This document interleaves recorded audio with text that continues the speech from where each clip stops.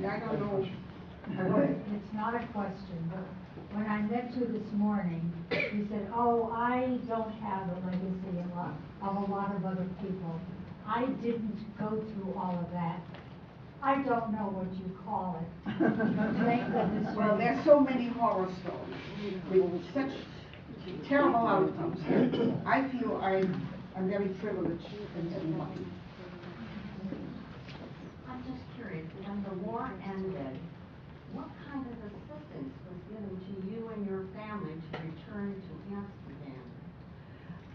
Could you repeat the question, please, so we can hear it? I'm asking what kind of assistance was given to her and her family to return to Amsterdam?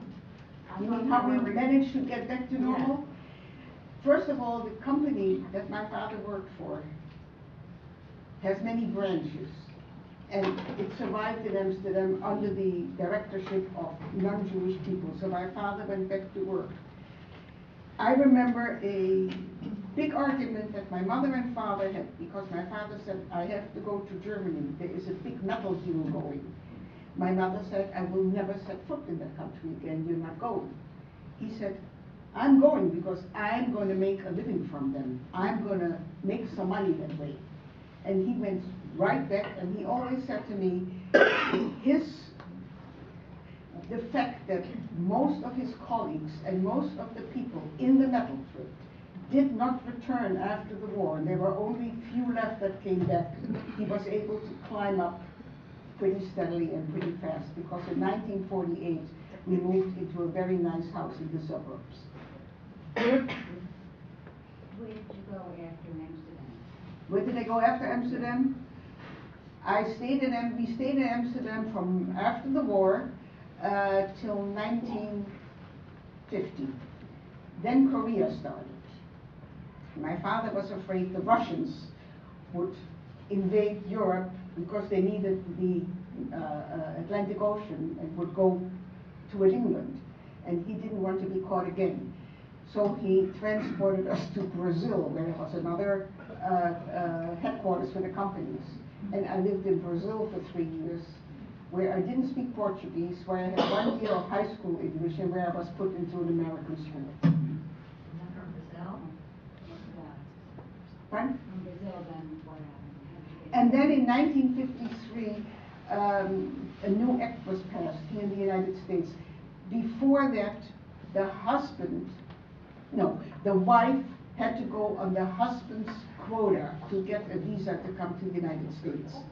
My father was born in East Germany, which became Poland after World War I.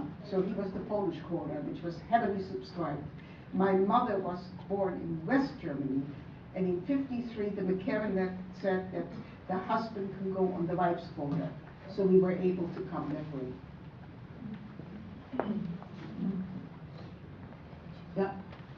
One of my hobbies is the study and the reading of World War II. And I could very closely relate to everything you were telling us today. It is, I think, very, very tragic that many of the new generation in this country and other Western democracies of the world take the Holocaust like it's somewhat of an exaggeration, and that it never really, really happened as bad as the books so write about, and the survivors, as you share your experience with us.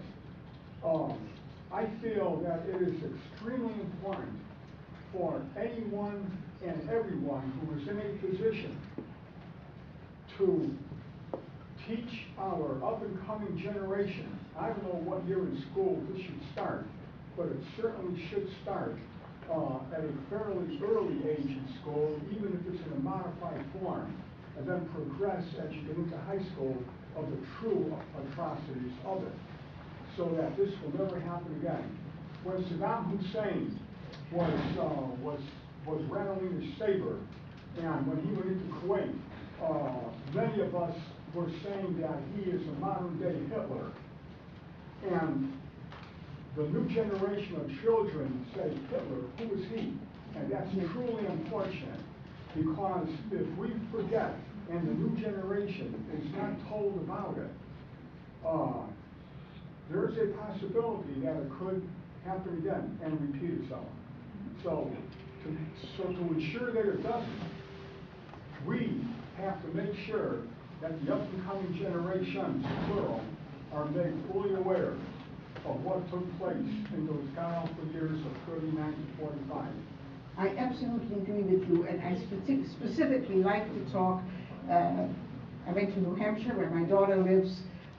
Middle school kids up there are not that many Jewish people, so they were sort of in awe. They didn't know what was what, and then I showed them the doll. That made a great impression on the little kids. Yes, it should never happen again, but I don't agree, and I'm getting into hot water here, with the survivors who make the Holocaust their world, who cannot get away from it. I feel, yes, don't forget, make sure it doesn't happen again, but be positive, live your life. As a matter of fact, I never really thought about the war years very much before 2 years ago when my daughter-in-law got me into this. It was just part of my past. I think we have to move on. We cannot stay with it and linger on it. Yep. You mentioned a daughter-in-law in Bavaria. My daughter-in-law, Lisa Fishman. Yes. Did you say she was in Bavaria? Bavaria? No, she lives in Farmington. Okay. I thought I misunderstood early on. It's good. My question is, a lot of the Jewish people went back to Germany, and I understand because they have generations, they've lived there for generations. But speak to that. It would seem like your mother didn't want to go back to Germany, and that makes sense. Yet a lot of them did go back to live in Germany. I don't really know anybody who went back to live in Germany. Okay. I know people who may have gone back to visit, but to go back to live there, I've never heard of anybody. Okay. But I also know that there have been documented the Holocaust museums in Israel and everywhere. I'm sure there are, but I mean, Firsthand, yeah, just because, so we won't forget. right. Ma'am, two questions. First of all, what are your thoughts on the Nuremberg trials? I'm hard of hearing. What are your thoughts on the Nuremberg trials? But I thought about them. Yes. I don't know how old I was, 1948, right? 13 years old. What are your father's thoughts? I was very much involved in my teenage life. I'm sorry. And what kind of role did your faith play in your imprisonment? What? Your faith, what part did that play during your imprisonment? We were always very assimilated. We were not particularly religious in the traditional sense of running to synagogue. We knew we were Jewish. We had Jewish values. I don't think my parents either lost faith or gained faith. I know there are many people who became either very religious or who just didn't believe anymore. But it didn't play much in my life. I just want to say one thing. I've read books on the Holocaust. I've been to Washington, to the Holocaust Museum, but nothing has moved me as much as listening to your story. And I thank you.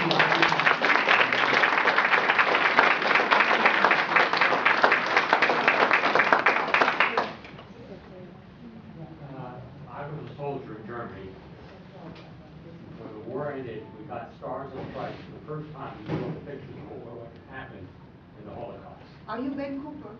No, I'm sorry. I know Ben Cooper. Yeah. Okay, all right. My name is Cy Wright.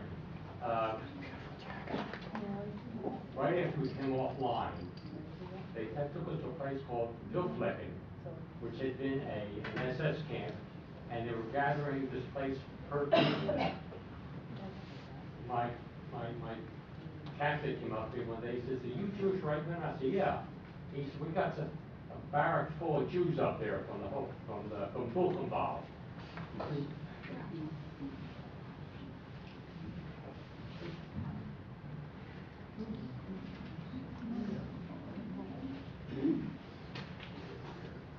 So he asked if we wanted started off there was 2 Jews in my infantry company. So we gathered some coffee and sugar, cigarettes, and chocolate, and we went up to this camp. And there was about 24 survivors from Buchenwald. And after what we had seen in the Stars and Stripes, we assumed they'd be emaciated, but they weren't. They looked quite healthy. So, in my broken Yiddish and my little bit of German that I picked up, I asked them, you look, what happened? And they were from the Yiddish theater in Berlin. They were their job in Buchenwald was to entertain the German troops, and they got enough food to survive. They gave me little notes and things like that, and I put it in my duffel bag, and I completely forgot about it when I got back to the States. And then some years later, I took it down to the Holocaust Museum. Well, that's the story.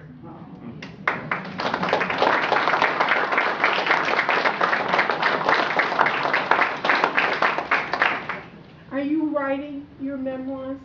No. No, I have my notes, my kids are after me, right.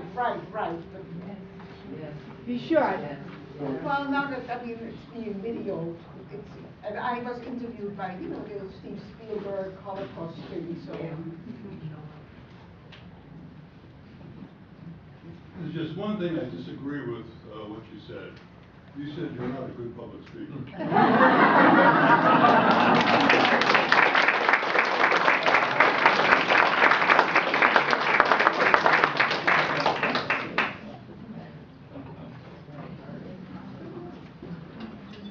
Well, thank you all, and thank you, Trudy, for coming. It's so wonderful, and everyone who commented, I can't say anything more positive about this experience, but I just want to again thank you all for coming.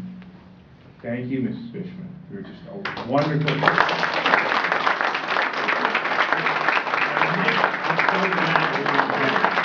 And I'm so glad that you had the, it's very tough for Cy and for a lot of us. So for someone who is so close to all that, and to be able to be so articulate and to be so strong, tells me that you learned a lot in those early years from your dad and things that came from yourself. So it's really great, and I just want to thank you again, and we'll see you next year here. And I hope we'll all be together and have a safe holiday and keep the light.